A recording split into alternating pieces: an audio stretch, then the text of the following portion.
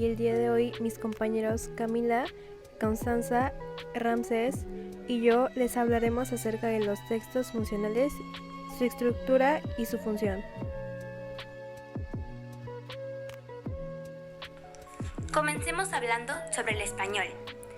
Esta es una lengua proveniente del latín, que se ha enriquecido al paso del tiempo con aportaciones de otras lenguas, como lo son el francés, árabe, italiano, griego e incluso las lenguas indígenas. Además de lo anterior, y con el fin de responder a las necesidades básicas de la gente para comunicarse, el español se ha ampliado junto al desarrollo tecnológico, adaptando palabras como wikis, blogs, etc. Es una lengua muy rica y esto se debe a que aprovecha los vocablos ya existentes usándolos como base para la generación de nuevas palabras.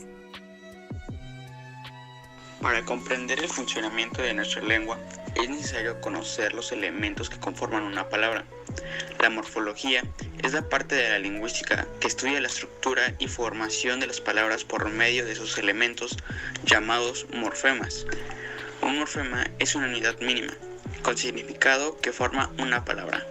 Existen 3 tipos de morfemas: lexema, gramema y derivativos. Los lexemas son el núcleo de la palabra o raíz. Nunca cambia y tiene significado. Por ejemplo, casa, casita, casota. Los gramemas marcan los accidentes gramaticales de sustantivos, verbos y adverbios. Necesitan al lexema para tener significado y entran en concordancia. Indica género, número, el tiempo del verbo, persona, modo y voz. Al proceso de unir un gramema a la raíz de la palabra se le llama flexión. Por ejemplo, casa, casita, casota. Los derivatos aportan matiz a la palabra, necesita del lexema y no tiene concordancia. Hay derivatos o fijos los cuales van al final del lexema y pueden ser griegos o latinos. Y derivatos prefijos los cuales se anteponen al lexema para dar un significado diferente. Presidente, vicepresidente. Y no solo un matiz, como los derivados sufijos, casucha, casita. Las palabras se clasifican en 2 grupos: las palabras primitivas, que nos van a servir como base para la formación de derivados, ejemplo papel, y las palabras derivadas que resultan al agregar un morfema derivativo a la raíz de la palabra, papelería, papelito, etc. Composición. Se llama así por el proceso de unir 2 o más palabras primitivas o compuestas para formar palabras. Por ejemplo, paraguas, puntapié y baloncesto. Mi nombre es Constanza Hernández y yo les voy a hablar sobre las etimologías grecolatinas. Como habrás notado, algunas palabras se pueden formar al unir algunos morfemas derivativos, que de acuerdo con su posición antes o después de la raíz, se les llamará sufijos o prefijos. Ambos tipos de morfemas tienen un significado que se le añade a la palabra primitiva al unirse a ella. Por ejemplo, el prefijo mono significa único y al formar la palabra monógamo, querrá decir una sola pareja. Los sufijos son morfemas que se colocan después de la raíz de la palabra, como por ejemplo la palabra zoofilia. Filia significa amor y zoo se refiere al reino animal. Los prefijos son morfemas que se colocan antes de la raíz de la palabra, como por ejemplo partícula, subpartícula y micropartícula.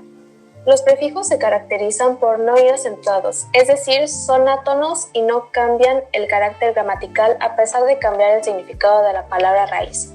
Estos morfemas en el español generalmente vienen del latín o griego y nos permitirán aumentar nuestro vocabulario, ya que si sabes el significado de ellos podrás deducir por el contexto el significado de muchas palabras compuestas.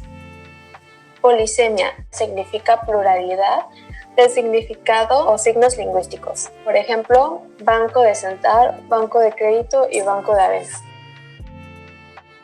Los textos funcionales.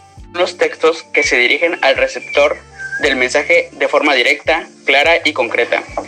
Y también tienen la misión de que éste realice una acción específica. A través de este tipo de textos guiamos al receptor del mensaje en la ejecución de dicha acción. La función del lenguaje que predomina en ese tipo de textos es la función apelativa. Esta función del lenguaje, también denominada función connotativa, es la que se encarga que el receptor del mensaje y tiene que ver con el hecho de que el emisor espere algún tipo de reacción por parte del receptor.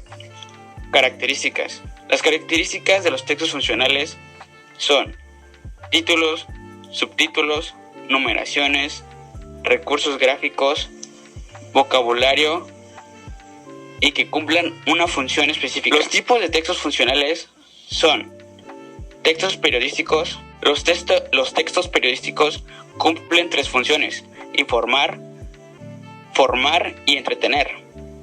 Los textos publicitarios. Ese tipo de textos difunden un contenido que incita a adquirir ciertos productos o servicios. Los textos científicos y técnicos. Los textos funcionales también pueden ser tipo de científico o técnico.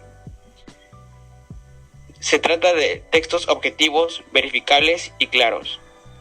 Textos literarios. Son textos que buscan conservarse por su valor artístico. Textos históricos. A través de ellos se relatan historias que son representadas por diferentes personajes y que se encuadran dentro de un periodo o momento histórico. Hola, mi nombre es Elana y les hablaré acerca de las clasificaciones de textos funcionales. Los mapas conceptuales son esquemas, representaciones gráficas de varias ideas interconectadas que se confeccionan utilizando 2 elementos, conceptos y uniones o enlaces. Los mapas conceptuales son herramientas muy útiles para cualquier persona que desee estudiar o realizar exposiciones. Un cuadro sinóptico es una representación gráfica de ideas o conceptos. Se puede hacer un cuadro sinóptico sobre algún tema específico que se quiere analizar de manera acotada utilizando palabras clave recaudadas y conectadas mediante líneas y conectores. Gráficamente es como un árbol. Comienza con una palabra inicial de la cual surgen varias otras. Una solicitud de empleo es el documento por el medio del cual un aspirante se postula a un puesto de trabajo en una empresa. Como tal, puede presentarse en 2 formas, como un formulario de postulación estándar suministrado por el Departamento de Recursos Humanos de la empresa o como una carta de postulación. El currículum vitae es un compendio resumido y esquemático de datos y antecedentes formativos y profesionales de una persona. Dar a conocer a la empresa y al futuro empleador los datos básicos de la persona que lo envía en el ámbito profesional. Hola, ¿cómo están? Mi nombre es Camila y voy a hablarles sobre los textos persuasivos. Los textos persuasivos son esenciales debido a que el ser humano no puede dejar de comunicarse, y la persuasión es uno de los rasgos más importantes en ella.